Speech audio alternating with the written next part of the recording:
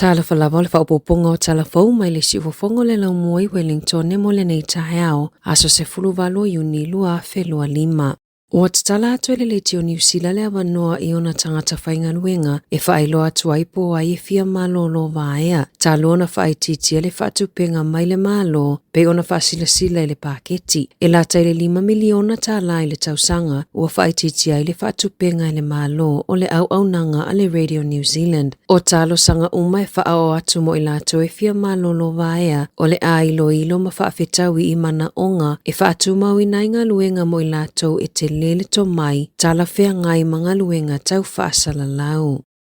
Ua lipotia le sawa o le si itanga I le tau o loa manufasi I tutonu o le se fuluvalo maasina. Na whaalia I whaamaumaunga a le ofiso whaamaumaunga loa ia New Zealand e te sima le 5% na maualunga I le si itanga I le tau o loa tau mafa ia a perila o le tau sanga nei pe a whaatusa I le tau sanga taluai. E wha te sima le 5% na si itia I le tau o loa I le tau sanga mai le tolu te sima le 8% na iai I le lua felua tolu. O le tau o le ele tise ma le nofo maututongi na si itia foi pe ona whaamawina ele Stats New Zealand. E lua te sima le 8% na si itia ele tau o whale nofo maututongi I totonu o le se fululua maasina te le ngese le si itanga talu mai le lua fe se fulutasi.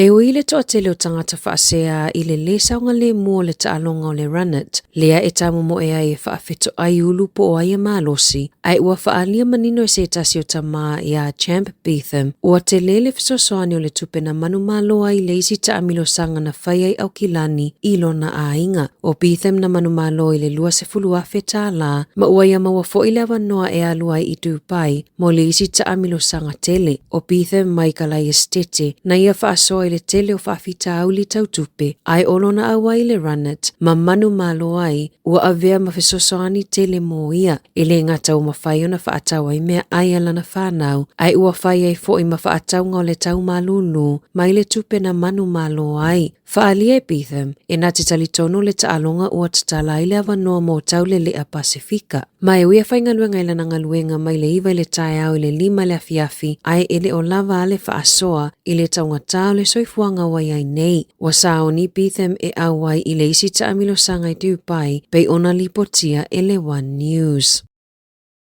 Ua lapata ia se leo sue Scott Beard mātua. Ia alo ese mai le tuina o atau tamaiti I lunga o penga o fisota inga lau tele. Ona ua si itia I lunga le numera o atau tamaiti e whaau ngai le AI po le poto whaafolinga o masini teknolosi. Whaalia e Beard, ua whaau ngai na le AI atau tamaiti New Zealand e whaali mai eini ata o waaia o ave esea lava tulou. O I ata ua whaia le AI, ua whaafisuia ai matangata I e whaia sawanga matanga I tamaiti. Ua whaau ngai na fo I tangata atau tamaiti whaaleanga, pe tau whaafewhea I tamaiti lunga o penga o fisota inga. Ele ngata I lea, ua alia ai lunga le ave whaamalosi o tamaiti I totono le atunuu. O le whautuanga Beard e whaamalosi mai I mātua tautua nā, awale tu ua tau tamaiti I lunga o upenga o fisota inga lau tele, ona e le saunga le mu. O le toa telo tangata I e whaia ia solitu la fono, ua pepelo ma whaau ngā tau talawauta I se 5 tausanga, e whaia ia la tau profiles, peitai, o se tau lea 5 se 10 mona tupu tausanga, o lo tau mai lei mai tamaiti I lunga o upenga o fisota inga.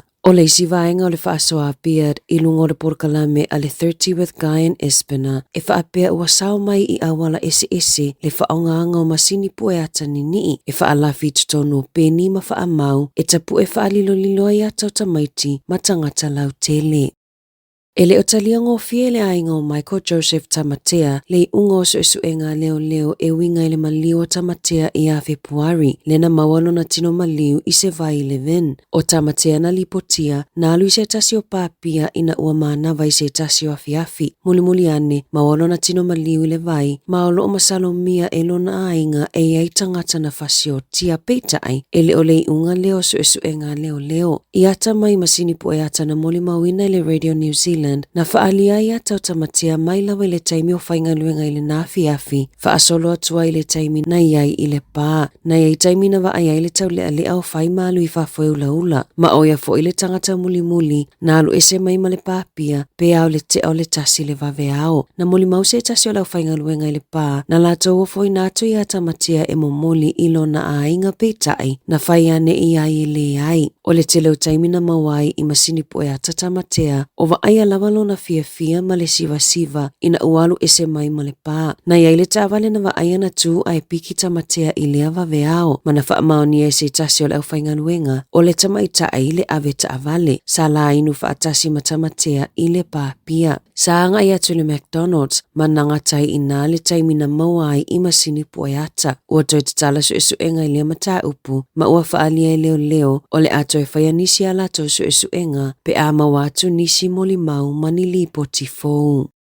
E iwa sifuru lima lo ia New Zealand wa wala au ile malo, ina ia whaamalo sia sa lato tali atu ile lotoro toi o fe ese inga isa sa e tutonu. Wa sainia lo ia New Zealand o iwa sifuru lima se tusi, wa tu ina atu ile palemia, talo sanga ina ile malo ina ia whaamalo sia la lato tali atu, ia isara elu, malevevesio lo ia ine I kasa. O matawina le watamamayo malo au whaatasi, le si itia ilungo le numero tangata mali liu mai ia o sofa inga, silia male 5 afe 5 tangata mali liu ma ole fitu 10% o tina matamaiti o le tusi watu ina atue una ia ile malo ina ia mafaufau isa lato tali malosi e au fia ile tausalaina ole au waifa asolitu la fono o Israelu ile territory o Palestina ono ono fo ia tangata ma ia vaveto ilo so o tanga uma fa apolokiki fa apele va ile tamao ainga ma Israelu.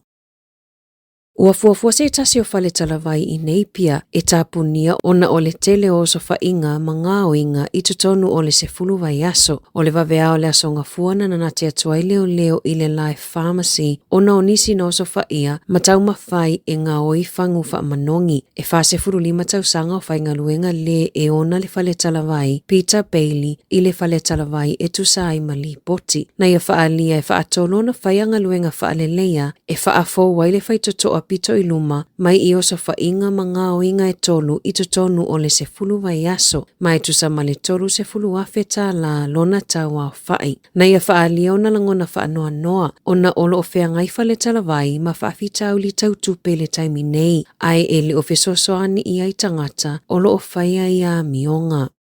I taalonga ua whaasila le kapiteni o le moana Pasifika Ari Savea o le ali mawhaiona taalo I le taamirosanga o le lakapi Super Pasifika I le tausanga folu a feluono ona o le aanga I atu I Apani e toi taalo mo le kalapu a le Kobe Steelers mo le tausanga e tasi. Na whaalia le whaia o ngā ulo le moana Pasifika whaalongo tana umanga ua avatu I aifa manuianga le au I le malanga atua o Savea I Apani mo le tausanga fou. O le 5 minute te ele se fulu le poana nei taimi New Zealand o le ato e whetau iai le au malosi a New South Wales ma le Maroons a Queenselani I le taalonga lona lua mo le State of Origin o le Blues na manumalo I le taalonga mua lea sa whaia le tolu vai aso taluai. O le lua vai aso taluai na whaia ni suinga te tele mo le au a Queenselani ua le to e whiriwhili ai Daily Cherry Evans o le ali I pito umilana taalo I le au ai ua suitu langa I ai Tom Dearden ua fesuia I foitu langa o le wingi ma le center mo hamiso tapua I Fido ma Valentine Holmes. O niso fesuia inga le awa New South Wales o le ato e taa alofa atasi ai Nathan Cleary ma Jerome Luai I le toi foi mai ai o Luai e taalo ona olo o whaamanu alia le alii o Mitchell Moses. Tala fōia mai le si ufofongo le lau mua mo le ni vaenga o le tae ao.